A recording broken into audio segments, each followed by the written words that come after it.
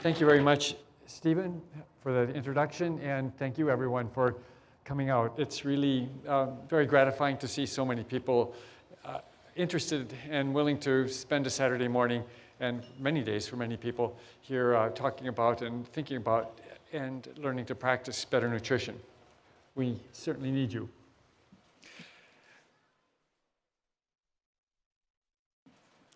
I think this cartoon, and I don't know who did it, but they did a great job. I almost could stop my talk right here. This is Dancer talking to Prancer and about all the cookies that would eventually keep up with poor Santa. And in some ways, that does describe where we are. I've been told it's good to start and end a talk with a positive message. So here's my positive message to begin with. And it is pretty, in fact, I think remarkably impressive that the enactment of new standards for food quality in schools had a very major impact on diet quality of foods available for kids in schools. In just a few years, on a scale of 100, it went from about 58 to about 81. And that's a huge change. It doesn't mean that all the kids ate all the healthy foods, but what's available to them is a first step, and that's been a huge step forward. Unfortunately, the not so good news is that those standards are being rolled back right during this month by the current administration. And in between the good news on the beginning and the end, there's a big sandwich of not so good news, unfortunately. As I mentioned that last night very briefly, rates of cardiovascular disease, coronary heart disease in particular, had been coming down since the early 1960s. In fact, a huge decrease, about 80% decrease in age-specific cardiovascular and coronary heart disease mortality. But among people now in younger generations, under age 65, that decline has stopped, and it's actually starting to creep back up again. And that's a huge problem because that is the #1 death still in the United States and worldwide. And while it looks like cancer rates overall are continuing to come down, again, the picture is very different if we look by birth cohort, in other words, by generation. And there are half a dozen obesity-related cancers, like colorectal cancer, that, again, had been coming down for decades, and now they're on their way back up. And unfortunately, this very strongly predicts is that those younger generations go through their life cycle, they will carry with them the higher rates of these obesity-related cancers. And we can't say for sure all the factors that are driving this, but almost certainly it is the fact that these are the generations that became obese as children, and now they're moving into the middle age and experiencing the inevitable consequences of that extra weight that they are carrying with them. And all of that is actually resulting in decline in life expectancy in the United States. For 3 years in a row, we've had a decline in life expectancy. Certainly the opioid epidemic has accelerated that decline in life expectancy, but the biggest underlying factor is, again, the obesity epidemic. And this decline in life expectancy is something we haven't seen in this country. It's been continued increases. But it's not inevitable, and if you see in this figure, thanks to the economists, Japan has just continually improved their life expectancy, and now there's a 6-year gap between the United States and Japan in life expectancy. That's enormous. You would think this would be setting off alarms in medical schools, in NIH, and Health and Human Services in Washington, but it's not. There's very little attention being paid to this decline in life expectancy. Again, some attention to opioids, but very little attention to the underlying problem of the obesity epidemic now having impacts on many, many diseases and life expectancy. On the planetary health side, the situation perhaps looks even more extreme. And you don't need fancy statistical models to realize that there are huge and unprecedented changes going on, that the Arctic Ocean is opening up in the summertime, and it hadn't until just a few years ago. Glaciers all around the world are retreating, and that's a really good indicator of long-term trends, not just month to month and year to year. I spent 3 years working in Tanzania, and there was always a healthy snow and ice cap on top of Tanzania, on top of Kilimanjaro. And now it's just a little wisp, and predictions are that that's going to be gone in just about 10 years. And most disturbingly, the Greenland ice cap is melting. What we've entered are a number of vicious circles, and that's what's really most worrisome here, that this is not just a linear process, it's an accelerating process. There's global temperatures increase that melts the permafrost in the northern areas, that releases more methane. The snow cover retreats, so the sunlight is not reflected back in the same way. Again, the Arctic ice cap is melting. That releases methane, and that's been stored at the bottom, and also there's less reflection of sunlight back, and people turn up their air conditioners, and all those things create more climate change, temperature increases, and this becomes an accelerating vicious circle, or some people have called a tipping point. And that's what's really worrisome. Again, this is not linear. The New York Times made this very nice figure a couple of years ago, and you can see back as far as in the 1800s when we started recording temperatures, there was some bumps up and down, and then it looked like a slow increase, and now an accelerating increase upwards. And as you can see at the very far right of that, these are the hottest months recorded. And just even this past month, we had many in places hottest months. These are global temperatures. Many places hottest months. Last month it was 74 degrees in Boston 2 days in January. That's just completely unprecedented.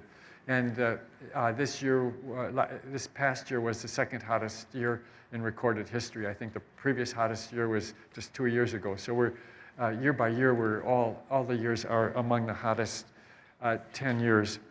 So this acceleration is what's really worrisome. And there was just a report of a couple of months ago about the acceleration in the Greenland ice cap melting. And it's now melting at a rate 7 times faster than it was in the 1980s. So we all knew that climate change was happening back in the 1980s, but this acceleration is something that I think no one really anticipated. And this has huge consequences for producing food and just for simple human survival. These are some maps that the Union of Concerned Scientists put together. And you can see there were, at the bottom there, a few places in the very southern part of the US where we had 50 days a year with temperatures over 100 degrees. That's pretty hot for 50 days. But even by mid-century, there are now those places and many more are going to have 100 days per year of temperatures of 100 degrees or greater, and many big part of the country now having 50 days a year with temperatures over 100.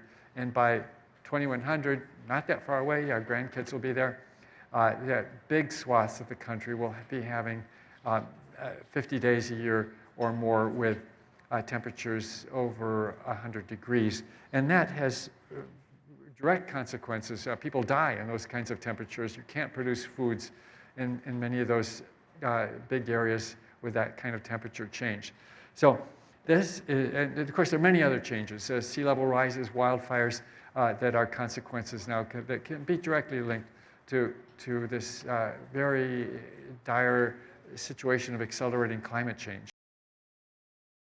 And I would mention all these analyses we have adjusted for smoking and activity and other risk factors. So again, the comparison to emphasize is really the issue here. This is, if you're looking at saturated fat in the middle, replace it with trans fat up at the top, higher risk of heart disease, replace it with carbohydrates. On average, not much difference, but it depends on the carbohydrate too. If you replace it with refined starch and sugar, likely to be higher risk of heart disease. But if you replace saturated fat with some whole grains, that will reduce risk. But most importantly, replacing saturated fat with unsaturated plant oils is related to lower risk. And that includes olive oil, which has been most studied, but almost surely canola oil, which has been studied as well, and other types of non-hydrogenated plant oils. So just to summarize on fat and coronary heart disease, coronary heart disease rates can be dramatically reduced by nutritional means, but this will not be achieved by replacing saturated fat with carbohydrates in general. And we should abandon recommendations regarding percentage of energy from fat and avoid pejorative references to fat or fatty foods. Fat per se is not bad. And advice about dietary fat should focus on replacing saturated fat and getting trans fat out of the diet, but replacing saturated fats with vegetable oils, including sources of omega-3 fatty acids. I didn't have time to talk about those, but also omega-6s. They're both good, and most of what I showed you was omega-6 fatty acids. And red meat should be replaced with nuts, a combination of nuts, fish, poultry, and legumes, and there's a lot of flexibility about that I'll come back to. Then the next step. In general, as I've shown the epidemiologic data, and I've shown you our own data, other studies have been very consistent with the pattern I've described. Then the question is, well, how much red meat? Does it mean we have to totally eliminate it? Or is there room for some red meat? There are a lot of recommendations which say, you know, X number of servings per week or 50 grams per day. The question is, and we face this question all the time, whether it's ionizing radiation or doses of environmental carcinogens, very often we can't say it's not practical to get to zero, so we set some standard and want to keep people below that level. But it's hard when we have a basically pretty much linear continuous relationship here. This is looking at red meat and total mortality in men on the left, women on the right. And it's basically almost a straight line. Now, you would reasonably logically say that the lowest risk would be zero intake of red meat. But it's possible when you get down to very low levels, like we do anything, the data get fuzzier, and it's hard to distinguish zero red meat from a small amount of red meat in the diet. So we were, in this project, the Eat Lancet project, we were charged with coming up with some dietary targets that would be healthy and sustainable. So we, looking at red meat, these are the kind of data that we looked at. This is looking at red meat and risk of type 2 diabetes, where the studies are very consistent, showing positive associations. And even between the lowest and the next to the lowest quintile of red meat, there is a small but significant increase in risk of type 2 diabetes. So that amounts to about, that increment amounts to about 2 servings a week. So we set as a target 1 serving a week. With that range of 0 to 2 servings a week is the range. But we can be pretty confident that at 1 serving a week, there'll be, if anything, only a small increased risk of type 2 diabetes. But again, if you wanted to, you could go to 0 red meat. Certainly no reason to not do that. We've also looked at this issue of plant-based diet with another very simple way in relation to diabetes, coronary heart disease, and total mortality. We get the same picture for all 3 of these outcomes.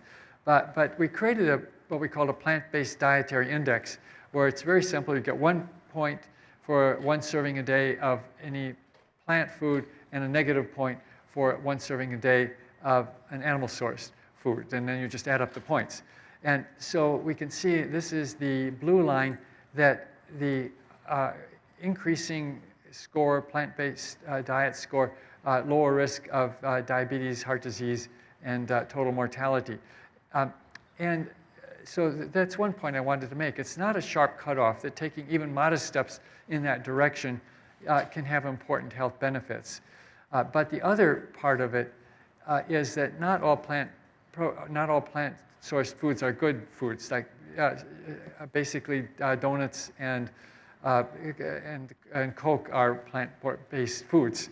But we would all agree that those are not healthy foods to be consuming. So we basically separated unhealthy plant-based foods from healthy plant-based foods. So we only got points for healthy plant-based foods and negative points for unhealthy plant-based foods. And so that red line is increasing unhealthy plant-based diet score. And that's actually the worst of all. So that just saying plant-based diet isn't enough. You can have extremely unhealthy diets that are plant-based. It's healthy plant-based diets that we want to go. And that's the green line at the bottom.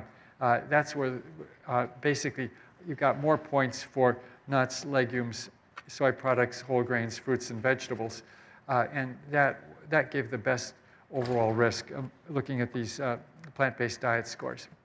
So to summarize, protein sources replacing red meat with a variety of other protein sources, especially nuts, soy, and other legumes, will have major benefits. I didn't go into it here. There is a lot of evidence that having fish in modest amounts, 1 or 2 servings a week, will reduce sudden cardiac death because of the high, almost for sure, because of the high amounts of omega-3 fatty acids. And if you're becoming a vegan, you do have to be very careful to make sure you do get enough omega-3 fatty acids. It's possible with plant sources, but you could easily miss out on those if you're not careful. And so when we look at long-term studies, pescatarians who have fish and otherwise plant-based diet actually have as good or maybe even a slightly better outcome in terms of cardiovascular mortality. To go back to the planetary health, it's very clear that what we eat and our food choices have a major impact on greenhouse gas production and other environmental variables as well. But of all of these, the greenhouse gas issue is the most serious, and because we're going into vicious circles, it become irreversible. And if we look at greenhouse gas production, these different colored bars are looking at per serving or per calorie or per weight. No matter how you look at it, beef intake is by far, along with lamb intake, by far the biggest source of greenhouse gas. And over on the right are plant-based protein sources, and they have very low greenhouse gas. Now it looks like over on the right you see dairy there in the red, but that's because this analysis in the red there used per weight, which milk is 90% water. So that's, if you look at it per calorie or per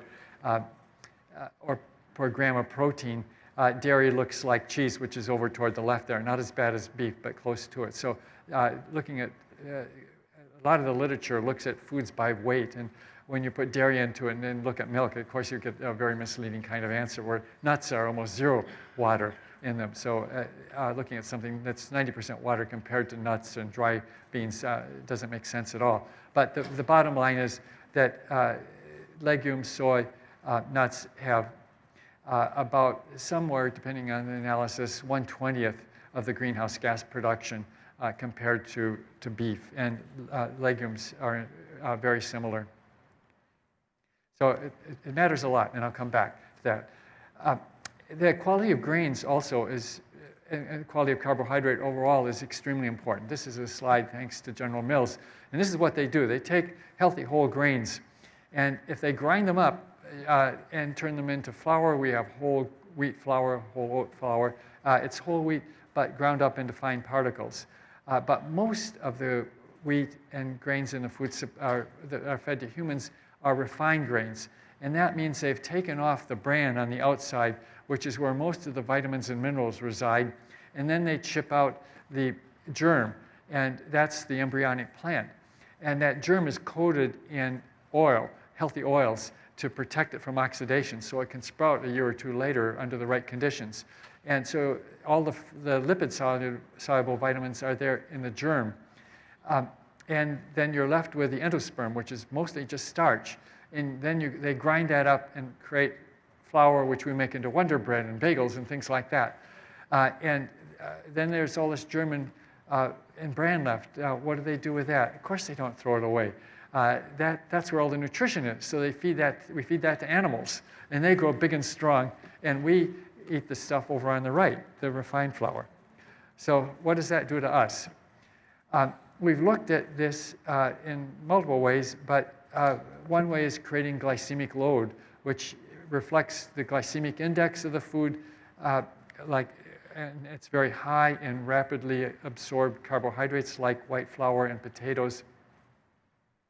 And it also, the glycemic load takes into account the amount of that food that we're eating. And so this is looking at risk of type 2 diabetes in the Nurses' Health Study. And in the back, going from right to left, we have increasing glycemic load, and going from back to front, we have increasing cereal fiber basically from whole grains. And so that combination of high glycemic load and low cereal fiber is related to about a 2.5-fold increase in risk of type 2 diabetes compared to women who had the low glycemic load and high cereal fiber intake. And sadly, those women in that back corner were very often women who were doing what they were being told by the food guide pyramid. Load up on Wonder Bread and bagels and that kind of stuff, and not even going down the road of all the junk food that's high in sugar. And so they were following those, what they thought were good guidelines, but ending up with higher risk of type 2 diabetes. Now, of course, another major source of carbohydrates are sugar-sweetened beverages. And those are, if you had to pick one food that is most unhealthy, probably it's going to be sugar-sweetened beverages because, again, you can have huge amounts of sugar, 16, 17 teaspoons per 20-ounce serving with a standard Coke or other soda. And the average consumption among younger American men, for example, or low-income Americans is about 3 servings a day. So this is not just 1 serving, but 3 a day. And that's huge. So this is looking at risk for 1 serving a day in the Nurses' Health Study 2, about an 80% higher risk with 1 serving a day or more of sugar-sweetened beverage. The orange bars are after we adjust for body mass index. So that just means that part of this increase in risk is explained by the weight gain we get from drinking more sugar-sweetened beverages. So to summarize, for carbohydrates, like dietary fat, carbohydrate quality rather than the percent of calories from carbohydrate appears to be important for health. And consuming grains in the form of high fiber whole grains will reduce risk of type 2 diabetes and coronary heart disease, but high intake of refined grains is likely to increase the risks of these diseases. And high intake of refined starch and sugar is particularly problematic with underlying insulin resistance. And I didn't actually go into that, but there are a lot of people who are predisposed to insulin resistance, either by being overweight or by having a genetic predisposition to risk of type 2 diabetes. And actually, what we see is, if we look around the world, a lot of the world's populations have a higher risk of type 2 diabetes related to more predisposition to insulin resistance and are more susceptible to these bad diets. So the good news is everybody can have a low risk if we follow a healthy diet, even if you are predisposed, even for genetic reasons, to have a higher risk given a bad traditional Western type industrial diet. And reduction of soda and other sugary beverages is a high priority. A few words about milk and dairy. The belief is, in the rationale for recommendations, current recommendations of 3 servings a day, is that it contains a lot of calcium and that's necessary to reduce fracture risk. But when we've looked at fracture risk as a function of milk consumption or overall dairy food consumption, this is what we see. It just really is flat. We don't see, even with almost 30 servings of dairy a week, we don't see a reduction in risk of fractures. And if we look at total calcium intake, we also don't see that high calcium intakes are important for reducing fracture risk. We definitely need some calcium, and our bones are made of it. There's many important functions of calcium. We have to get some, but it looks like we don't need to have this very high dairy consumption that's currently being recommended to have adequate calcium intake. And there are some potential negatives of high dairy consumption, and there's a lot of evidence now that high dairy consumption is related to higher risk of aggressive prostate cancer in men. This is a slide from many years ago from the Seventh-day Adventist study showing that men who had 3 servings a day of dairy had about almost a 2.5-fold increase in risk of fatal prostate cancer, and we have data that supports this as well. So overall, the literature does support higher risk of prostate cancer, especially aggressive prostate cancer with higher dairy consumption. Now, having said that, there's also some evidence that, in fact, strong evidence that dairy consumption does reduce colorectal cancer risk, and almost surely that is because of the calcium that's there, because we can see that there is some reduction with calcium supplements as well. So I think if someone is having no dairy consumption, you might want to consider a modest calcium supplement, 500 or 600. It usually comes in 600 milligram units, but you don't need to take 1,000 or more milligrams of calcium supplements in general, from what we see to get adequate calcium intake. This is looking at looking at a Mediterranean diet in relation to cognitive function. And dementia, decline in cognitive function, is, I think, a concern on the minds of almost anybody who's sort of past midlife, because we see our relatives who have been affected, and as physicians, we certainly see lots of people who had healthy lives, and partly because we've helped people live 10 years longer than people were living back in the 1960s. A large part of that through healthier lifestyles. This is certainly not a way any of us would want to depart, is spending years in a nursing home demented. And so in terms of absolute numbers, because of success in prolonging life, this is becoming a bigger and bigger problem. Although interestingly, if we look at age-adjusted data, in other words, if for a 70-year-old or an 80-year-old, the risk now is quite a bit lower than it was 30 or 40 years ago, but still the risk is way too high. So we'd like to find ways to reduce that risk, even if we can't prevent 100% of it, like we have done for heart disease. And there's a lot of evidence now, this is what we see in our own data, looking at Nurses' Health Study and decline in cognitive function, that there is a quite strong inverse relationship, lower risk of cognitive problems with higher Mediterranean diet score. And when we've dug down more deeply in the Mediterranean diet pattern, what's the most important factor, probably multiple aspects contributing, but the most important factor does seem to be vegetable and fruit intake. So this is looking at just higher vegetable intake alone. And now we're digging down, looking at type of vegetables. That seems to make some difference as well. So I think this is an active area of research, but compared to what we had even 5 years ago, there's a lot of evidence now that a healthy, largely plant-based diet and healthy plant-based diet, terms have been used like whole food, healthy plant-based diet, will have benefits for maintaining good cognitive function later in life.